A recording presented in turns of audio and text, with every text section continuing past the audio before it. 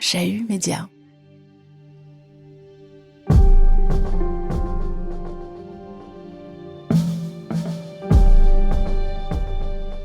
Dans les épisodes précédents. Under Pressure. Nina Simone arrive en catastrophe en Suisse romande à l'été 1976. Après un concert dévastateur donné à Montreux, à l'invitation de Claude Nobs, on la retrouve dans la région de Nyon, où elle vit d'abord à Grand, un village de 300 habitants. Lisa, sa fille, elle est en pensionnat près de Lausanne, puis s'enfuit aux États-Unis. De quoi vit Nina à cette époque ? On sait que Nobs l'aide. Pour le reste, elle se débrouille, donne des cours de piano à ce qu'il paraît, abuse de ses amitiés et finit par lâcher ou par se faire lâcher.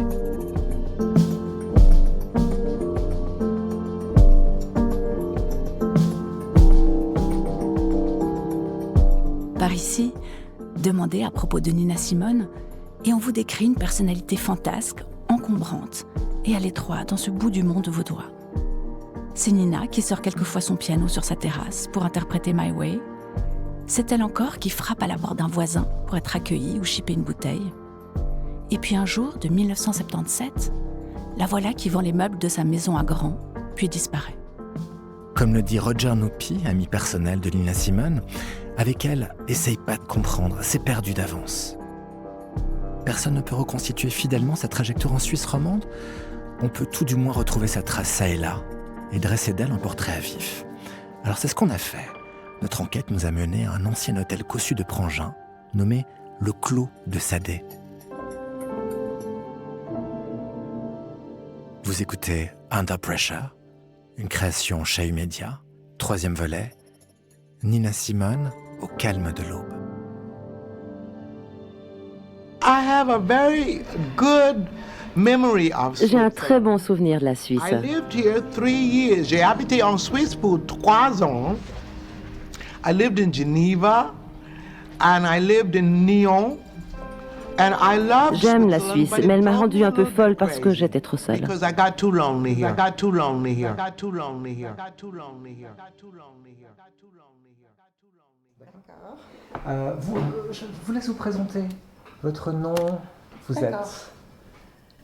êtes Suzanne. Suzanne Bonnard. Vous avez dirigé, je ne sais plus, l'hôtel du Clos de Sadé à Prangin Oui. pendant... 15 ans, Vous étiez à la direction de l'hôtel. tout à fait. C'était quoi le Clos du Sadé de Prangin ? J'ai vu une photo sublime l'autre jour. Oui. Ouais. Est-ce que ça a été ? Alors, c'était la maison de mes grands-parents qu'ils avaient achetée en 1927 pour y vivre avec leur famille. Et vous prenez la direction, donc ça se transforme en hôtel. Vous prenez la direction de l'hôtel quand à peu près ? 48, ça s'est transformé en hôtel. Ensuite, mes parents l'ont repris en 52.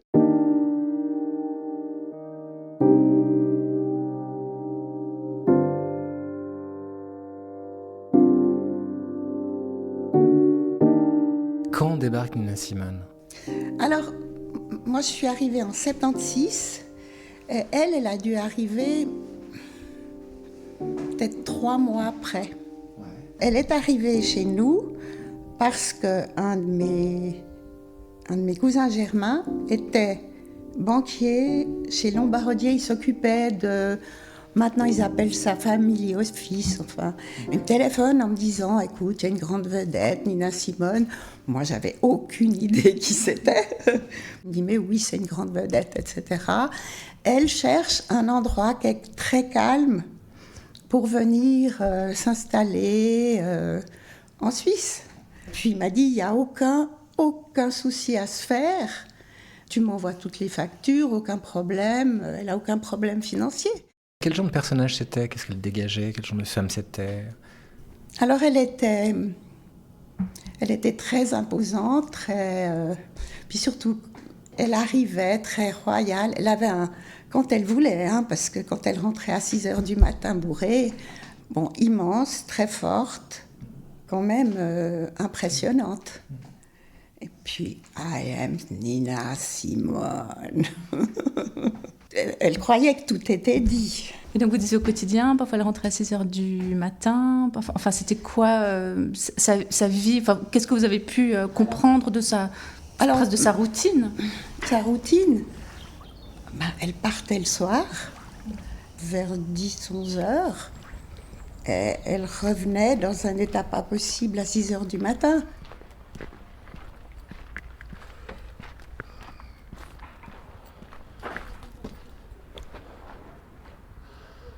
Prangin, février 2023.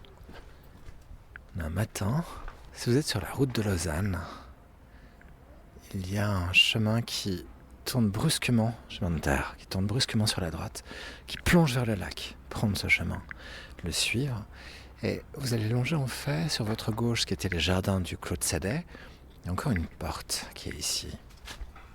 Et si je pousse cette porte, je me retrouve dans le jardin de l'ancien Claude Sadet. Il est ouvert, seulement la porte est bloquée par une branche, mais vous passez largement la tête.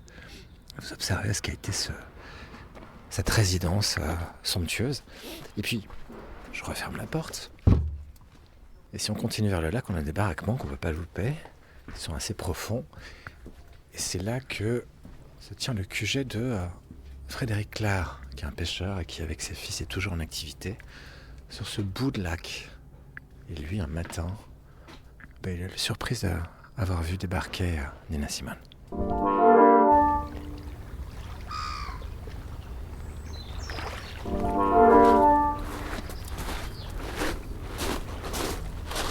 Bonjour, ça va? Ouais, vous sortez du travail. Oui, Vous avez pris quoi ce matin? des écrevisses, Waouh, du brochet, des ferrats. des écrevisses du lac. Je sais pas si on les entend, mais ça grouille. Il y a des kilos d'écrevisses dans un cajot.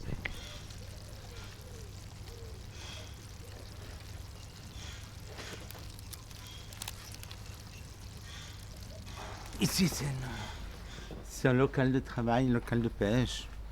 Il n'y a pas de nom particulier. Non. Vous avez toujours été ici? Ça fait 35-40 ans bientôt. 40 ans que vous pêchez à cet endroit. Donc vous avez vu plein de choses à côté du Claude Sadet. Et puis on a vu un tas de gens intéressants. Du Ils genre. sont venus sur le lac avec nous un peu. Vous pensez à qui? On a eu Catherine Lara, on a eu Nina Simone, on a eu Véronique Sanson côté mené à Paléo. Et moi, c'est Nina Simone qui m'intéresse. Vous me racontez la rencontre. À chaque fois, il y a des gens qui viennent vous voir, Monsieur Clare, en vous disant, bon, vous avez rencontré Nina Simone très tôt le matin et chacun veut un petit bout de cette histoire. Alors, c'est mon tour. Voilà. Oui, on est arrivé un matin ici, puis il y avait une dame qui était à la pointe du bateau, à 5 h du matin, en tenue de soirée, qu'on ne connaissait pas du tout. Et puis qui voulait venir sur le lac, alors on a dit d'aller se changer, voilà. Puis après elle est revenue, puis après elle est restée une bonne semaine avec nous, elle venait chaque fois le matin avec nous. Quand à l'arrivée de Gala, à 5 h le matin, elle venait sur le lac. Donc, il vous accompagnait sur le lac et il se passait quoi? Elle regardait comme vous les poissons, elle regardait un peu la vie du pêcheur, quoi. Ouais. Alors pour finir, on lui faisait des cafés kirsch, comme on a l'habitude chez nous, qu'elle adorait d'ailleurs. Avant d'aller dormir, elle avait son moitié kirsch, moitié café. Et puis elle était toute contente. À 9 h, elle nous abandonnait, elle allait dormir. Parce qu'elle partait à 5 h le soir pour Montreux, elle faisait des galas à Montreux. Nina Simone, ça vous disait quelque chose? Au début, non, c'est 2-3 jours après que j'ai pris connaissance, disons. Elle disait qu'elle faisait du business. Elle parlait que l'anglais, moi je ne sais pas l'anglais.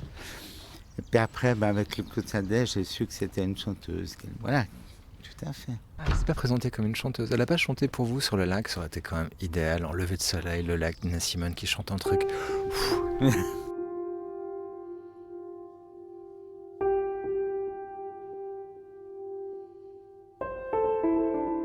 Oh, certainement, elle chantonnait des choses sans que je me rende compte sur le...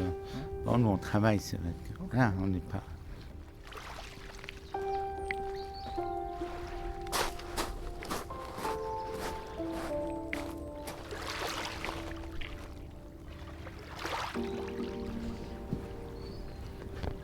Donc Nina Simone, plusieurs matins, sur ce petit bout de port à Prangin, où il y a d'ailleurs une sorte de cimetière d'encre marine. Il y en a plein, des rouillés, des pas rouillés. On regarde les Alpes de l'autre côté. Ce matin, le ciel est très dégagé, alors vous avez une visibilité extraordinaire. Et l'immense tranquillité de ce coin du canton de Vaud.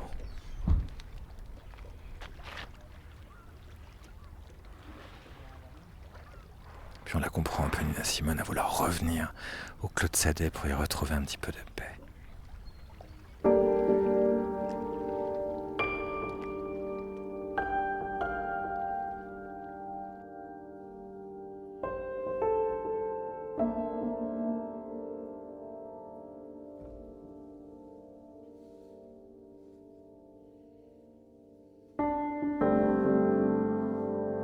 Under Pressure.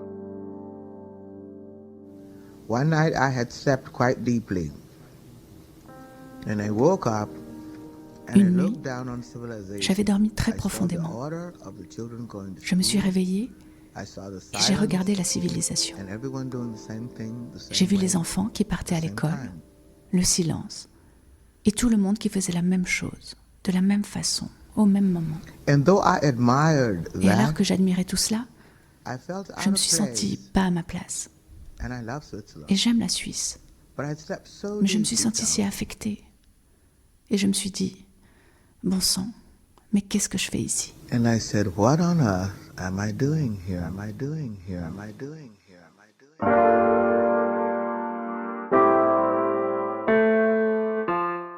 here? Nina Simone, interviewée par Tom Schnabel, KCRW, 1985. Elle joue du piano dans sa chambre. Tout le temps, oui. Donc, elle était aussi venue chez nous parce que mon cousin savait qu'il y avait un piano. Et elle ne pouvait pas vivre sans piano. Suzanne Bonnard. D'accord, donc vous l'entendiez, Oui, oui. Ah oui, ça devait être quelque chose quand même d'avoir Nina Simone qui joue du piano Tout dans à une fait, chambre. oui. Pour les autres clients aussi, j'imagine. C'est-à-dire que eux, c'était une clientèle âgée, absolument pas au courant de la musique, et ça les dérangeait. Donc, c'était pas évident, ça. Est-ce qu'elle avait des visiteurs? Est-ce qu'il y a des gens d'ici qu'elle connaissait, des amis, des contacts? Elle s'était fait des amis. Il y avait cette journaliste Françoise Gentinetta Qu'on a rencontré il y a 2 jours. Je Ouais. sais qu'avec ses amis, ça durait jamais très longtemps, parce que vite, elle était trop exigeante, on voulait trop. Claude Nobs. Alors, je sais qu'il fallait toujours téléphoner à Claude Nobs, qui pour nous alors était quelqu'un de très très important. Bien sûr. Ah bah oui, c'était. Et on dit aussi qu'elle connaissait Monsieur Rosselin, d'ailleurs. Ah Mais oui, je très sais pas bien. si elle le connaissait déjà à l'époque. Oui, elle le connaissait déjà. D'accord. Donc, Daniel Rosselin passait à l'hôtel aussi. Oui, Il y a eu des mais pas pour rencontres. elle. Et non, pas pour elle. Pour ceux et celles qui l'ignorent, Daniel Rosselin, c'est le patron du Paléo Festival Nyon, le plus important open air de Suisse. C'était en 78, c'était une réunion de l'Office du tourisme de Nyon. Et Daniel Rosselin, tout jeune homme, hein, c'était la 2e année ou 3e année de Paléo, était là parce qu'on devait parler comment on organisait, on parlait de Paléo. Et elle était là, je ne sais pas si c'était là quelques jours, et par le personnel, elle a su qu'il était là. Et voulait absolument entrer dans la salle pour le voir, parce qu'elle s'en fichait. Hein. I am Nina Simone, et j'y vais. Et comme lui n'avait pas envie de la voir, il avait sauté par la fenêtre.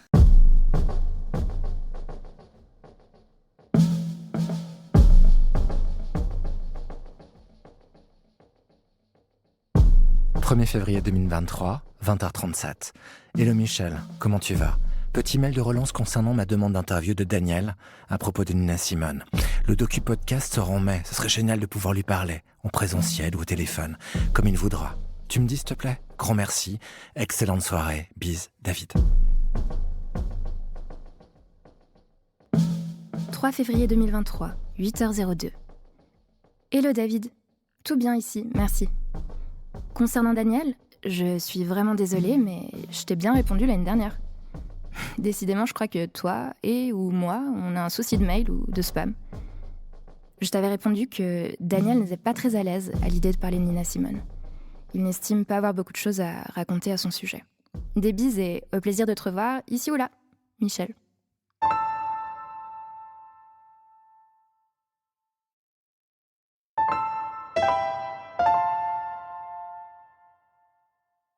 Alors on n'a pas pu parler à Daniel Rosla. Mais dans la presse régionale, on a retrouvé quelques lignes où le patron du Paléo Festival évoque Nina Simone. Et ça dit... J'avais été approché par son banquier privé et j'avais rencontré Nina Simone à plusieurs reprises, chez elle, à Gand. Elle m'avait demandé de m'occuper de ses affaires et de ses droits d'auteur. Elle traversait une période difficile et avait besoin d'un conseiller manager. Après réflexion, j'avais renoncé car je m'estimais pas suffisamment expérimenté pour m'occuper de cet artiste.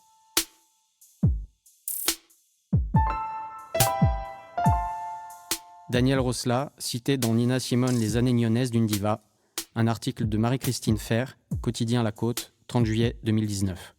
Vous n'êtes jamais allé la voir à Gand? Parce que là, on y part maintenant. Pas du tout. Non, hein. Non, puis pour moi, c'était une cliente. Oui. Sauf qu'elle insultait tout le temps le personnel, c'était pas possible. Suzanne Bonnard. Avec moi-même, elle a toujours été, je dirais, correcte et gentille. Même quand il y a eu une période, mais ça, j'arrive pas du tout à situer quand c'était, mais paraît-il, je lui ai dit de quitter l'hôtel, que c'était pas possible. Et alors, elle, au lieu de me haïr, me cracher dessus, et enfin tout son... disait qu'on lui avait demandé de partir, mais qu'elle comprenait très bien parce que l'hôtel n'était plus digne de sa grandeur. Et Lisa, parfois, était... Alors moi, j'ai vu Lisa, petite fille, enfin 13 ans, 14 ans, je sais pas, au début. Donc elle l'apprenait le mercredi après-midi, ou je suppose, ou le week-end.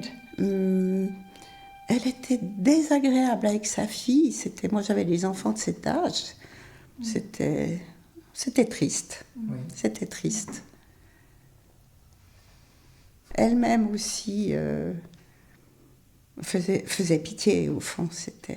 Personne ne voulait l'aider. Enfin, je me souviens avoir cherché une secrétaire pour elle. Parce qu'au fond, elle recommençait à être un petit peu connue. Adéco m'avait envoyé 2 personnes, enfin l'une, et puis ça allait pas, et puis une autre, puis ça allait pas.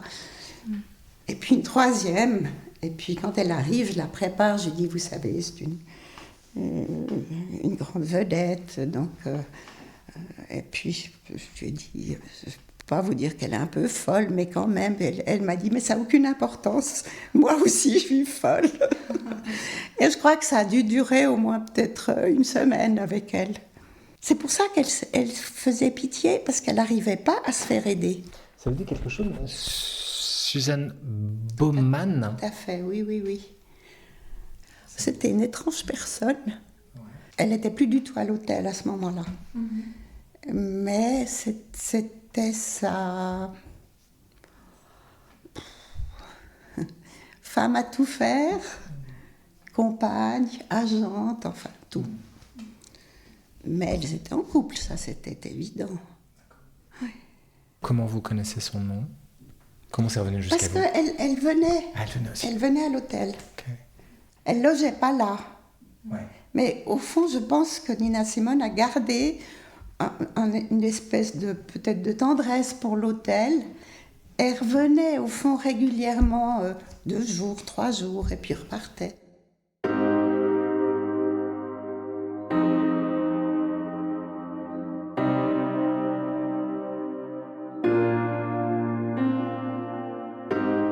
Nina Simone, qui devient une figure qu'on croise régulièrement à Genève, tard, du côté des Paquis, le quartier chaud de la ville.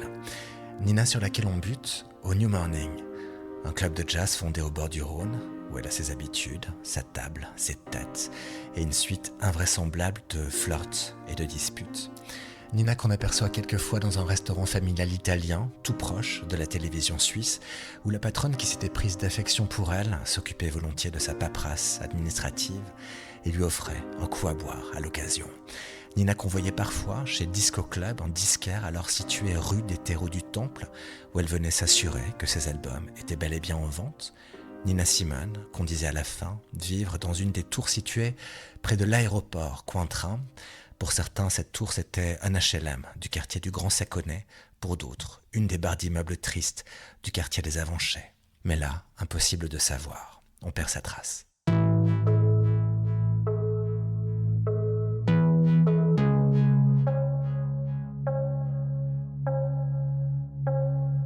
Et vous savez que j'ai été l'écouter en cachette.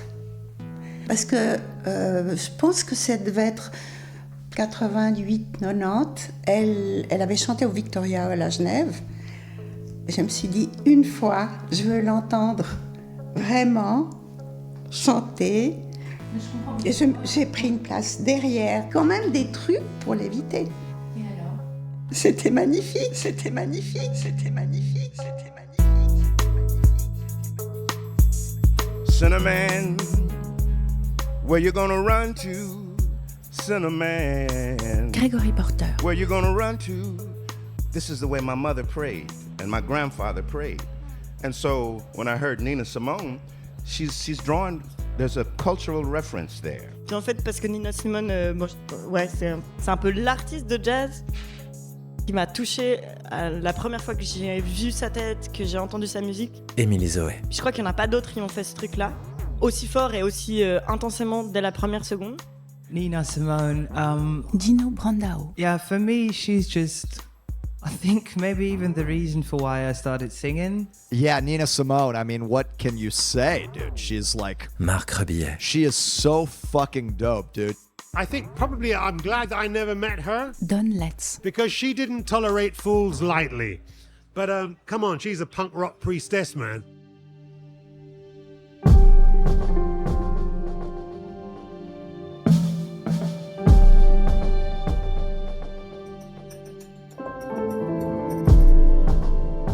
Nina Simone est morte le 21 avril 2003, à Carry-le-Rouet, près de Marseille. 20 ans après, on la tient comme l'une des plus importantes artistes du XXe siècle. En Suisse romande, où elle vécut plus de 3 ans, elle n'a laissé qu'une seule trace mémorable, celle du concert chaotique et génial donné en juillet 76 dans le cadre du Montreux Jazz Festival. Écouter ou regarder ce récital en vidéo, c'est saisir l'immense fragilité émotionnelle dans laquelle se trouvait une femme lâchée seule entre Nyon et Genève, durant 3 années, s'immerger dans Fodder on My Wings, album écrit en Suisse, puis enregistré à Paris en 82, c'est comprendre combien elle tutoyait les ténèbres durant son existence ici. Un refuge d'abord, puis une prison de solitude, et enfin une plateforme permettant son renouveau au début des années 80, c'est en résumé ce que fut la Suisse romande pour Nina Simone. Et durant notre enquête sur elle, un autre personnage s'est dressé sur notre route, David Bowie. Nina et David étaient amis à ce qu'on a appris. En revanche, on ne savait rien des raisons qui avaient poussé Bowie à venir s'installer dans un village des Hauts-de-Vevey, puis à Lausanne. David Bowie, vie secrète en Suisse romande, où il vécut plus de 20 ans et écrivit ou enregistra plusieurs albums clés, c'est le sujet des 3 prochains épisodes de Under Pressure.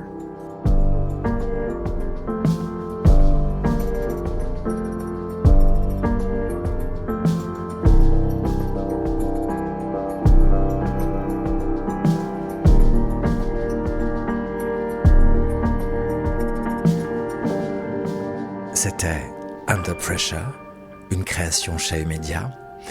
Interview et réalisation David Brun-Lambert et Carole Harari. Lecture et doublage Antonin Schöpfer et Chloé Lawson. Prise de son studio Alan Mantilleri. La musique originale est de Superpose. Musique éditionnelle et sound design par Lily Bartou. Traduction Marushka Vidovic. Et création graphique Ramon Vallet. Merci à toutes celles et tous ceux qui nous ont aidés durant les mois qu'ont duré cette enquête. Et une salutation toute particulière aux soutiens sans lesquels cette série n'aurait pu exister. Commune de Montreux, Ville de Nyon, État de Vaud, Fondation philanthropique de Famille Sando, Fondation Ernst Gönner.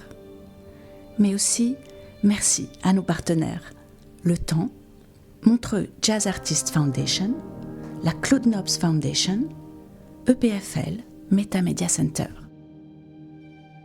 Vous pouvez retrouver tous les épisodes de Under Pressure sur le site de Chahut Média, chahut.ch, et sur l'ensemble des plateformes de diffusion de podcasts.